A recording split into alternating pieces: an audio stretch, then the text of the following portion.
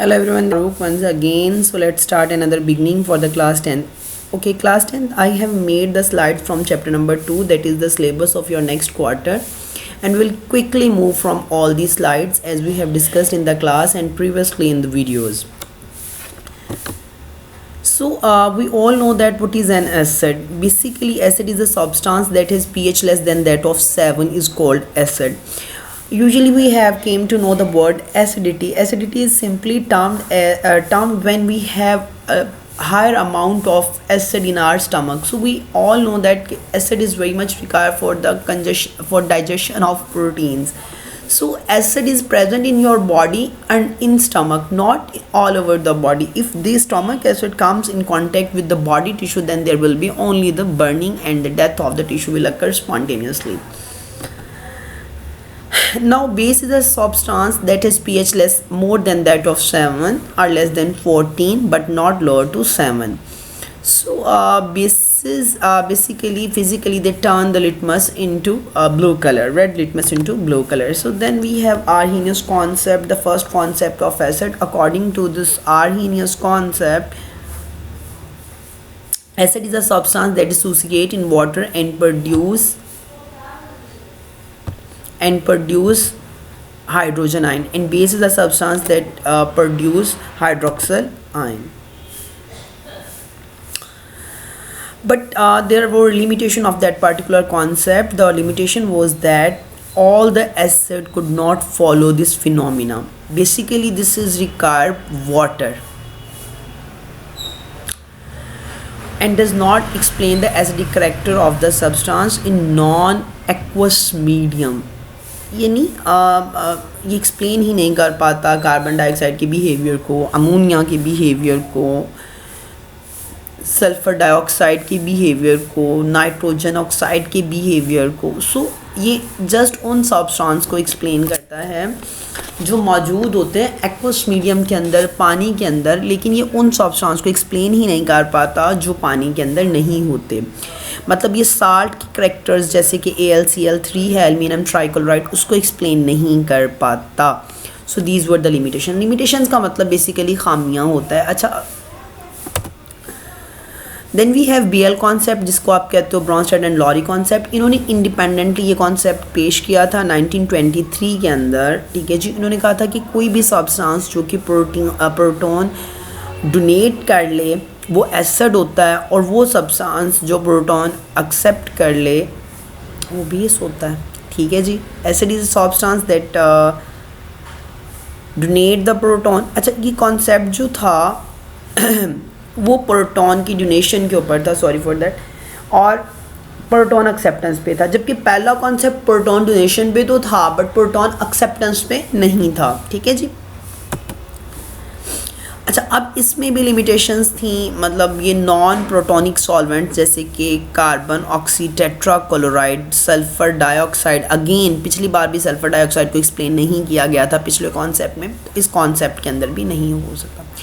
फिर उन सब्सटेंसेस को ये एक्सप्लेन नहीं कर पाता जिन्हों में प्रोटॉन ट्रांसफ़र एबिलिटीज़ कम होती हैं. मसला फिर आ गया. फिर ये बोरान ट्राइफ्लोराइड की एक्सप्लेन नहीं कर पाता. फिर इसके बाद third concept of acid and bases जो कि ल्यूस ने दिया था, जिसे Lewis concept of acid and bases कहते हैं. अच्छा, अब ये कॉन्सेप्ट बड़ा मज़ेदार था. यहाँ पर पहले दो कॉन्सेप्ट के अंदर हम proton acceptance, proton donation, protons के हवाले से, हाइड्रोक्सिल ग्रुप के हवाले से बात करते हैं, बट यहाँ पर लोन पेयर ऑफ इलेक्ट्रॉन के हवाले से बात की. Lone pair of electron, the pair of electron which never participate in bond formation is called lone pair of electron, while the pair of electron that is mutually shared between the two atoms of the same category or of different category is called bond pair. Lone pair ऐसा pair होता है that is present in the valence shell, जो कि valence shell के अंदर मौजूद होता है, but it is has never ability, इसके पास एबिलिटी नहीं होती कि ये ट्रांसफ़र हो जाए, एबिलिटी नहीं होती कि ये जो है बॉन्ड फॉर्मेशन में नहीं. लेकिन जब ये ल्यूइस कॉन्सेप्ट की बात करते हैं, जो स्पेशल इलेक्ट्रॉन डेफिसिट होती है वो इस लोन पेयर को ग्रैब करती है, ग्रैब करने के बाद उसको अपने पास रख लेती है, और ये बॉन्ड जो बनता है ये इंटायरली लोन पेयर की वजह से बनता है. जैसे कि इसमें एग्जांपल दी गई है एल्यूमिनियम ट्राईहाइड्रोक्साइड की. ठीक है जी. उसके अंदर क्या होता है, एल्यूमिनियम ट्राईहाइड्रोक्साइड जो है वो बेस के तौर पर एक्ट करती है। Base is a substance that donate lone pair of electron, वो हाइड्रोजन को अपना lone pair of electron transfer कर देती है। ठीक है जी। अच्छा, उसके बाद जो है अगेन लिमिटेशंस इसकी भी हैं। इसके बाद शाहब कॉन्सेप्ट आया था, इसके बाद ज़ुमराविच कॉन्सेप्ट आया था, स्वीडिश कॉन्सेप्ट, काफ़ी कॉन्सेप्ट थे, strong acid and basis concept जो हैं, तो that is not part of your syllabus. Again limitation इस कॉन्सेप्ट की भी हैं। ये जो है HCl लाइक एसिड जिनके पास लोन पेयर ऑफ इलेक्ट्रॉन नहीं है उनको एक्सप्लेन नहीं करता, उन बेसिस को एक्सप्लेन नहीं करता जिनके पास लोन पेयर ऑफ इलेक्ट्रॉन नहीं है।